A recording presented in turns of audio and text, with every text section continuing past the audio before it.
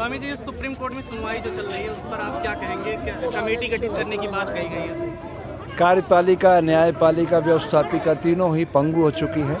मुझे तो कोई उम्मीद नहीं है। देश प्राइवेट कंपनी में तब्दील हो चुका है। बस अब सोशल मीडिया से अपेक्षा है वो इस लाइन को बिना छुए इतनी बड़ी लाइन बना दे कि सारी दुनिया की निगाह भारत पे है और भारतीय लोकतंत्र का मजाक बनाया जा रहा है। और ये परिवर्तन की दिशा में ये सारी क्रांति है और इसको अदृश्य शक्ति संचालित कर रही है, ऐसा मेरा विश्वास है। आज नहीं तो कल दुनिया भारत के साथ खड़ी होगी और भारत में सच्चे लोकतंत्र की ओर बढ़ने के लिए उन्हें मजबूर कर देगी। 10 एजेंडे बनाए गए हैं बीजेपी की तरफ से, जिसमें वो सभाएं करेंगे और छोटे छोटे लोगों को मतलब सबको जुटाएंगे, समझाएंगे और प्रदर्शन में कुछ लोगों को साथ लेकर के चलेंगे। जैसे बीकेयू को आपने देखा कि वो मोदी सरकार के समर्थन में आ गई।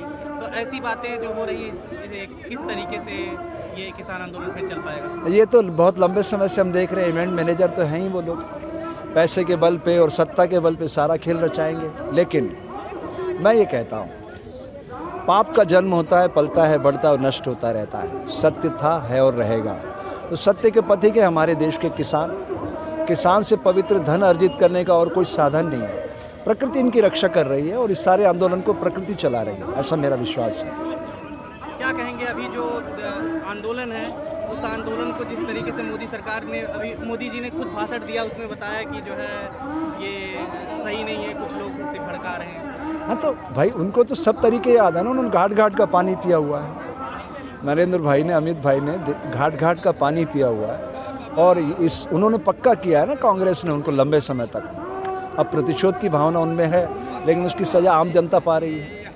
मेरा ये कहना है कि जैसे उनका नारा है कि सबका साथ, सबका विकास, सबका विश्वास, मुझे ऐसा लगता है कांग्रेस मुक्त, भाजपा युक्त, विकास लुप्त, ये नारा अब होना चाहिए उनकी तरफ से। संसद का शीतकालीन सत्र था वो भी नहीं चल रहा है, कोरोना की वजह बताई जा रही है।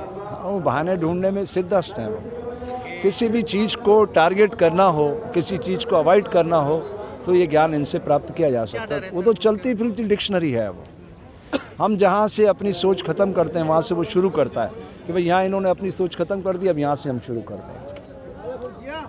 वो भले ही पढ़े लिखे कम हों, लेकिन व्यवहारिक ज्ञान बहुत है उनके पास। और फिर मानसिक रूप से जब आदमी बीमार हो जाता है तो लगातार एक ही दिशा में सोचता है। अब उसको क्या लगता है, मैं निरंकुश हूँ। इतना अहंकार बढ़ गया है कि उसको लगता है कि सारा संसार ही मैं चला रहा हूँ। बैलगाड़ी के नीचे कुतिया रहती है ना, उसको क्या लगता है कि बैलगाड़ी मैं खींच रही हूँ। ऐसा भ्रम हो जाता है उसको। तो ये स्थिति उनकी हो गई है।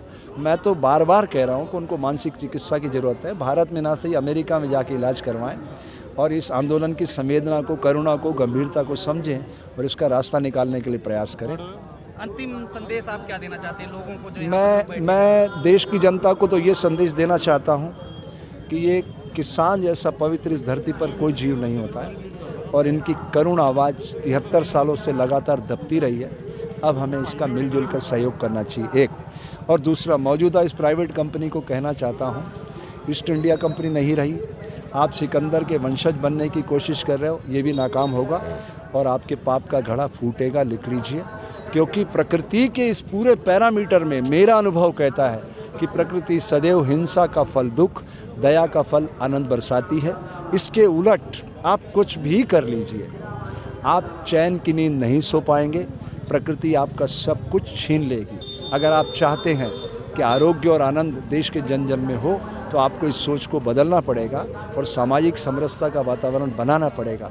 तभी भारत एक अच्छे सच्चे लोकतंत्र के रूप में आ सकता है। अन्यथा ये जो चल रहा है देश में, ये देश की इकोनॉमी को भी ख़त्म करेगा और सामाजिक समरसता को भी तहस नहस करेगा और इसकी सज़ा आने वाली नस्लों को भुगतना पड़ेगी। खबरों में बने रहने के लिए फोरम 4 को सब्सक्राइब करें और नोटिफिकेशन पाने के लिए बेल आइकन दबाएं।